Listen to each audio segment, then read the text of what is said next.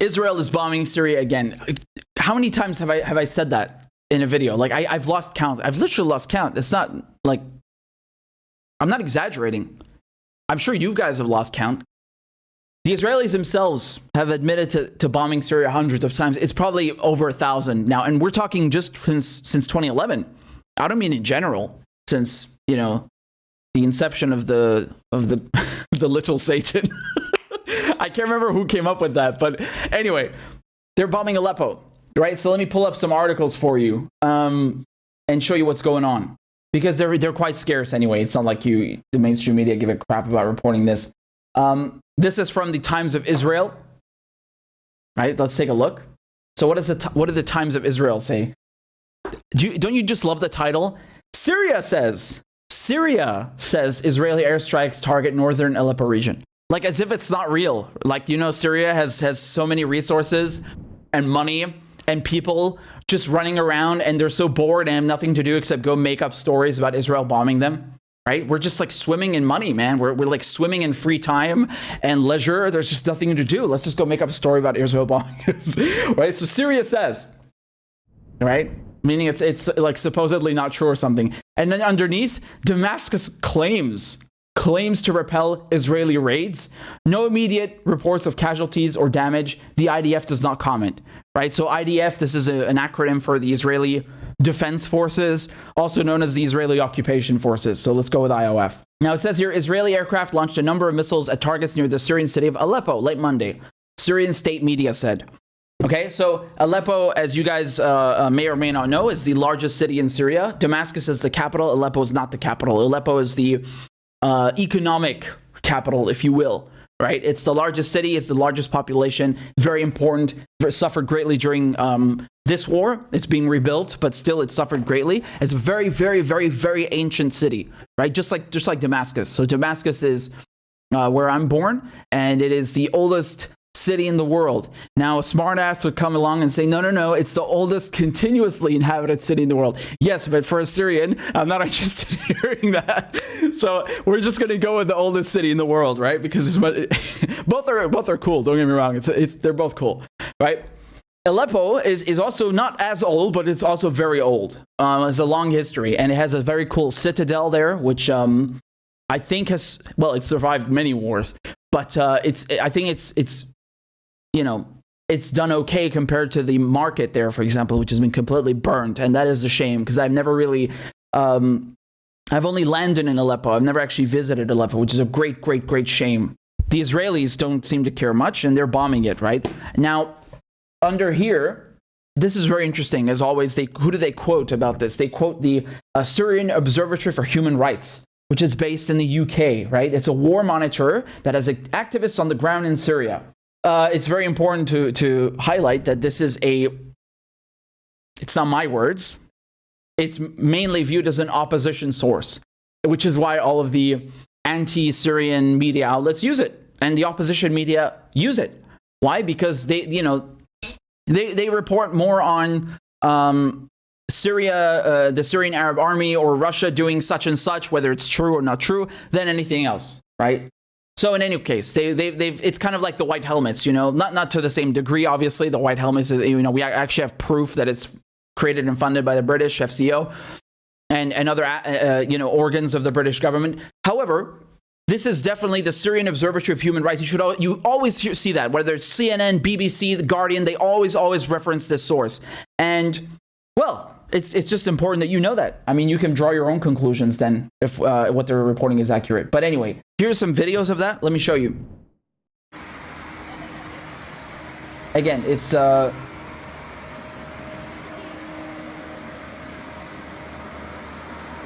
usually when these things happen, I can gather up some more footage, but it just happened right now, so you'll have to forgive me. Here's from Sana. So this is Syrian Arab News Agency. There you go. They're probably intercepting something. Hold on, let me see.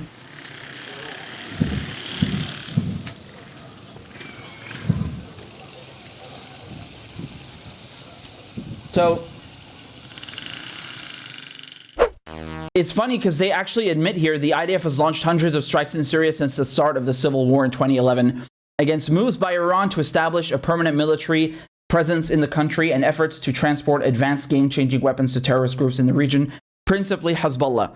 So you can see here, they've even bombed Syria on the eve of the holy celebration of Eid al-Adha.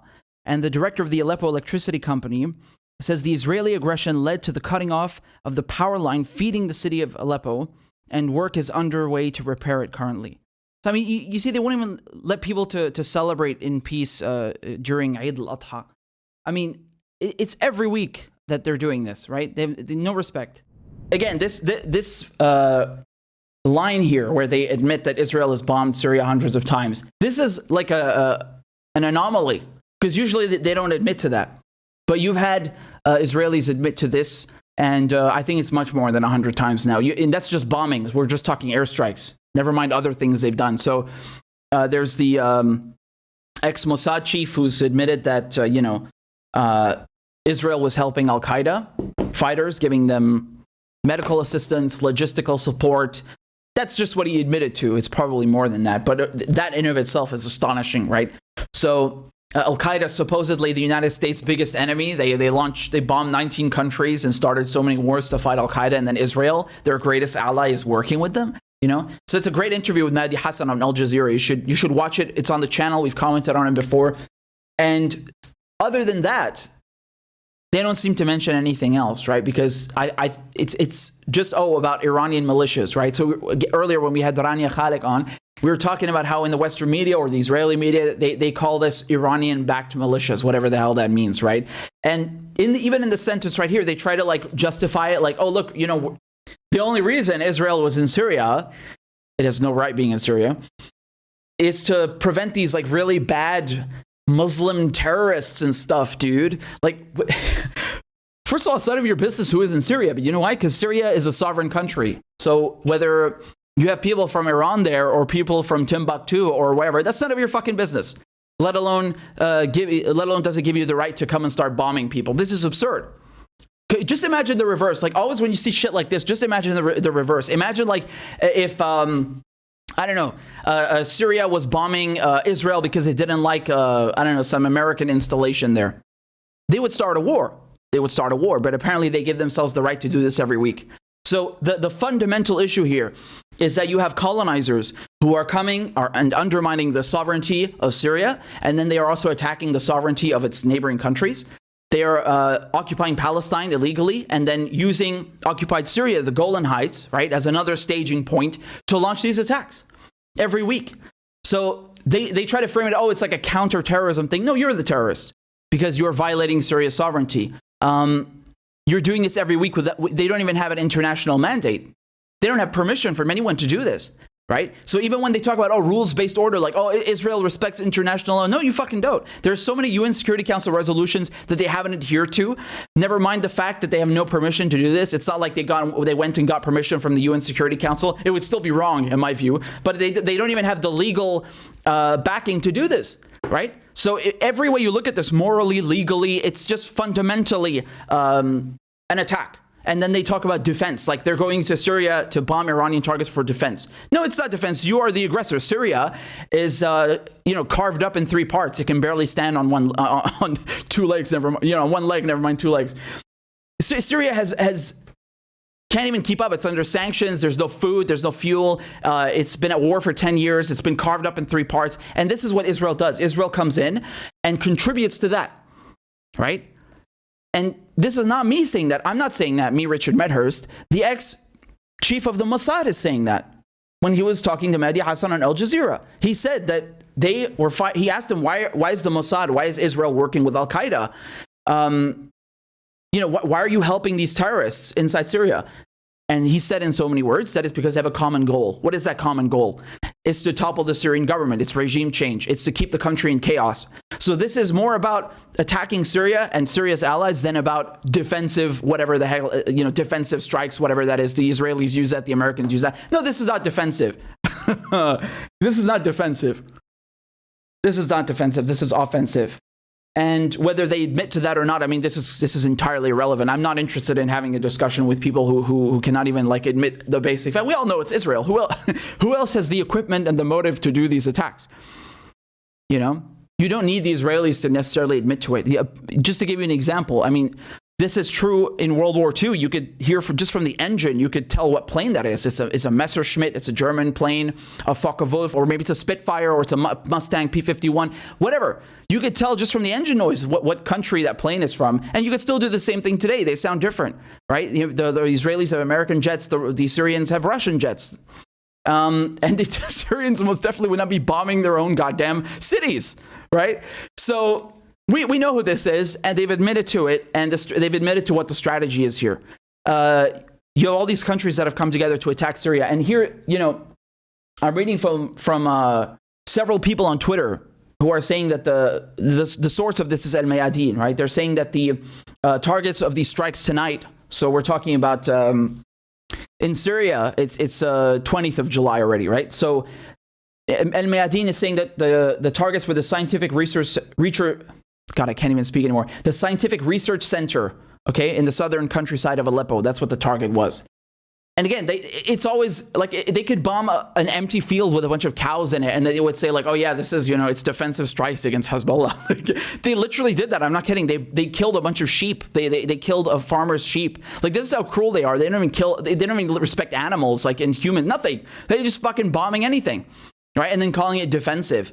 What the hell are you talking about? Like, have people forgotten that Israel is occupying the Golan Heights in Syria since 1967? Who is the aggressor here? You're literally illegally occupying the country, and then you talk about defense? What? Anyway, this is astonishing, right? How barely any outlets cover this, and how regular it is, right? This is something that I said at the beginning, how they do this so often. It's almost every week, really every week. And the United States, the international community, whatever that means, they don't care. Unfortunately, they don't care.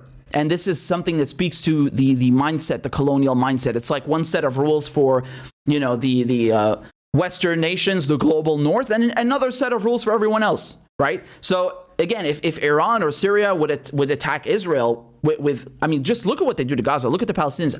A gas balloon, a fucking balloon is enough reason for the Israelis to launch airstrikes. A balloon. Right? But it's okay for Israel to come and bomb Syria every week with F-16s or whatever else they're using now. With your own logic, Syria should respond as well, right? No. Only the United States, only the Israelis, they have the right to self-defense, and everyone has to shut the fuck up. That's their logic. That's their bullying and their aggression. That's what it is. They're oppressors. This is how oppressors behave and oppressors think, right? Two sets of rules. So I'm glad there's no casualties. I hope that stays true. And that there are no reports of casualties. I hope that stays true. But other times, it's not the case, right? If the Israelis are admitting to this much, and when I say this much, the things we just went through, the bombing, the hundreds of airstrikes they've done in just the last 10 years to keep Syria in chaos. What else do you think they're doing? If they admit to helping Al-Qaeda, what else do you think they're doing, right? It's not just them. That's the problem. It's the Israelis, the Saudis, Turkey, the United States. It's so many parties that are coming in to carve up Syria. That's what it's about, man. That's what it's about. So just keep in mind when you hear this nonsense about, oh, they're hitting Iranian-backed targets. First of all, you have no evidence of that. Second of all, it's none of your fucking business if there are Iranians in Syria, because Syria and Iran are two different countries. None of your business, right? Just like, this is so crazy. If you want to go to the United States or to the UK or or visit the Israeli occupation, like how many papers they ask from you, right? So I'm lucky. I'm a British citizen, but there are other people who are not so lucky, right? They don't have a British passport. Do you know how difficult it is just to go on holiday? Do you know how difficult it is? Like if my mother just wants to visit the UK, right? How many papers you need just to go on holiday there, just to go on vacation, but it's totally fine for them to come and fucking invade you. You always hear these Republicans talking about immigration and we got all these people coming over the border, but they go and violate the borders of 2 dozen other countries around the world. Again, two sets of rules. Do you understand? This is how it works. Two sets of rules.